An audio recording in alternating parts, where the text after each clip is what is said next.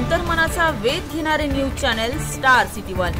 राज्यातील आणि देशातील राजकीय घडामोडी पाहण्यासाठी आणि इतरही बातम्या पाहण्यासाठी सबस्क्राइब करा स्टार सिटी वन। हा अननोन नंबर आहे, ट्रू कॉलरला त्याचं नाव येईलच, मीडियाला सुद्धा माहिती आहे। हा सातारा जिल्ह्यामधून फोन आलाय, मला जीवे बांधण्याची धमकी दिली गेली। तू तुझं घरचं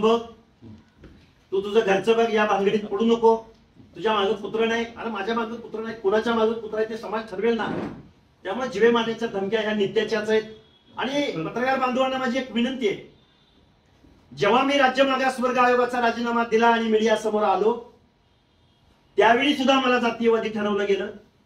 जेव्हा मी छगनराव भुजबळांना टार्गेट करून ओबीसी बांधवांवरती हल्ले झाले मराठवाड्यामध्ये, ओबीसींची घरं जाळली गेली, ओबीसींची दुकानं जाळली गेली, नाभिक बांधव असेल, धनगर बांधव असेल, प्रत्येक ओबीसी बांधव जो ओबीसीच्या बाजूने बोलत राहिला तेव्हा त्या ओबीसीवरती हल्ले झाले। त्यावेळी लक्ष्मण हाके पुढे आला, त्यावेळीही लक्ष्मण हाके जातीवादी होता।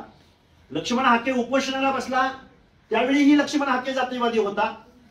लक्ष्मण हाकेने भुजबळांचं समर्थन केलं, त्यावेळी लक्ष्मण हाके जातीवादी होता।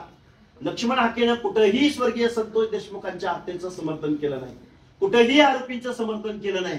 पण एका जातीला तुम्ही क्रिमिनलाइज ठरवू नका, अधिकाऱ्यांना टार्गेट करू नका, शिक्षकांचा काय संबंध, असं ज्यावेळी लक्ष्मण हाके बोलला त्या दिवशी या महाराष्ट्रातल्या रोज मला कॉल आहेत जीवे मारण्याच्या धमक्यांचे।